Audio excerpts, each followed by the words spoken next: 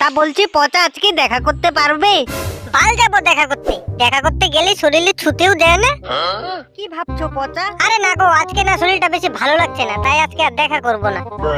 ও ঠিক আছে, শরীর না ভালো লাগলে দেখা করতে হবে না, বাড়িতে বসে বিশ্রাম করো। দেখা করতে বলছিলাম কারণ আজকে মা আর বাবা বিয়ে বাড়িতে চলে যাবে, আমি বাড়িতে একা একা থাকবো তাই বলছিলাম। আর সত্যি কথা বলতে আজকে ওইগুলা করার খুব ইচ্ছে করছিল। কি সোনালি, কি করার ইচ্ছে করছে? আর ভাদা মাছটা যেন উল্টে খেতে জানো না। তুমি না সবসময় বলো সোনালি করতে দাও, ধরতে দাও। ও তার মানে আজকে এগুলো করার জন্য দেখা করতে বলতেছে। ও ঠিক আছে, চাপ নাই, আমি এক্ষুনি আসতেছি। তুমি কি করে আসবে? তোমার না শরীর ভালো না। থাক, শরীর খারাপ লাগলে আসতে হবে না। কে বলছে আমার শরীর ভালো না? মানে ভালো না, কিন্তু অত খারাপ না, আমি আসতেছি। ঠিক আছে, তাহলে আসার সময় একটা কন্ডোমের প্যাকেট নিয়ে আইসো। কন্ডোম ছাড়া কিন্তু এগুলো করা যাবে না। আরে এটা নিয়ে তোমাকে ভাবতে হবে না, আমি সবকিছু নিয়ে আসতেছি। ঠিক আছে, তাহলে রাখছি, তুমি তাড়াতাড়ি চলে আসো।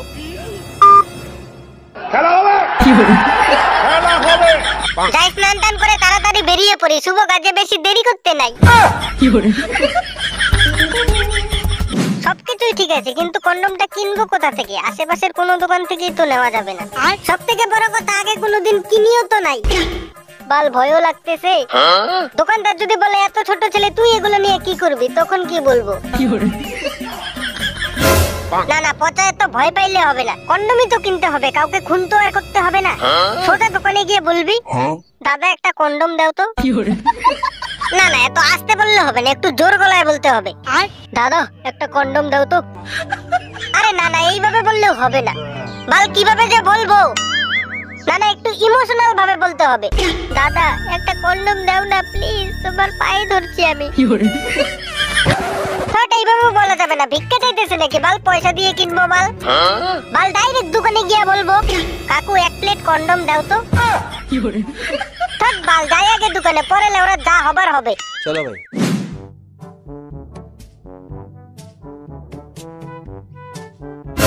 এই তো বারা একটা ওষুধের দোকান, যাই এই দোকানে গিয়েই প্রথম ভৌনিটা করি। না না, ডাইরেক্ট গিয়েই বলা যাবে না, মালটা আমাকে চিনতেও তো পারে। ভাই রিস্ক নেওয়া যাবে না। অবশ্য মনে হয় না চিনবে, কারণ আমি এই মালটাকে মনে হয় না কোনোদিন দেখছি। যাই হোক, আরেকটু সামনে যাই।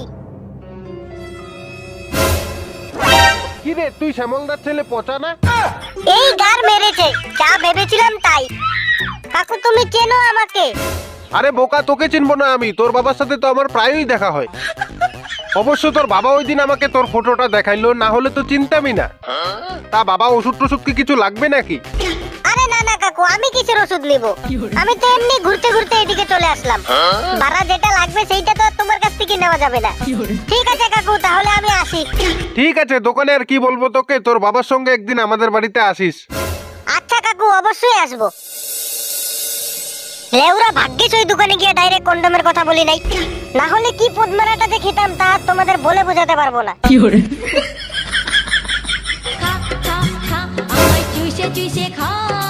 এই অসময়ে আবার কে ফোন করতেছে? পচা তুমি কোথায়? সন্ধ্যা হয়ে যাচ্ছে, কখন আসবে? এই তো আমি এক্ষুনি আসতেছি। তারপর যা বলছিলাম, কন্ডম কিনেছো? না মানে হ্যাঁ। বোকাচোদা লাগানোর জন্য একদম পাগল হয়ে যাও, আর এইদিকে একটা কন্ডম কিনতে পারছো না। আজকে যদি কন্ডম নিয়ে না আসতে পারো তাহলে আর আমার সাথে কোনোদিনও কথা বলবে না। এ কি বিপদে পড়লাম? লেউরা যেভাবেই হোক কন্ডম নিয়ে তো আজকে আমাকে যেতেই হবে। গুগল ম্যাপে তো এইখানেই একটা ওষুধের দোকান দেখাচ্ছিল, কোথায় গেল বাড়া? ওই তো দোকানটা। না না, এইবার আর অত ভয় পেলে হবে না, ডাইরেক্ট যাবো। মালটা যদি আমাকে চিনেও ফেলে তাহলে বলবো কাকু আমার জ্বরের ওষুধ লাগবে। এই কি দুর্ঘটনা, দোকানের নাম তো দেখছি আমার মালের নামের মতো।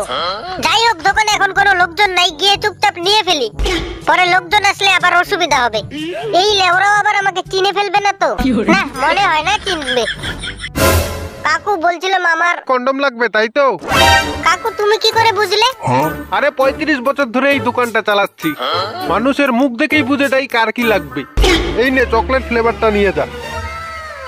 থ্যাংক ইউ কাকু, তুমি আমার অনেক বড় একটা উপকার করলে। প্রথমবার? হ্যাঁ হ্যাঁ কাকু। শোন, প্রথমেই ডাইরেক্ট গর্তের মধ্যে লাফালাফি শুরু করিস না। প্রথমে হাতাহাতি চাপাচাপি, মানে বুঝতেছিস তো? তারপর গার্লফ্রেন্ড নাকি বৌদি?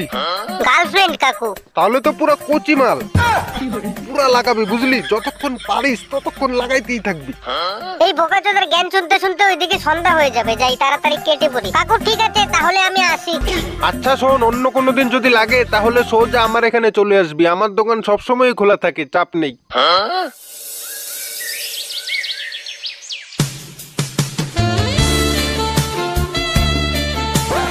শোনো, মা জেঠিদের সঙ্গে আগেই চলে গিয়েছে, বাবাও দোকান থেকে এসে পড়েছে, বাবাও এখনই চলে যাবে, পরেই আমরা শুরু করব। মা সোনালি, আমার চশমাটা। তাহলে তো পুরো কচি মাল, পুরা লাগাবি বুঝলি, যতক্ষণ পারিস ততক্ষণ লাগাইতেই থাকবি।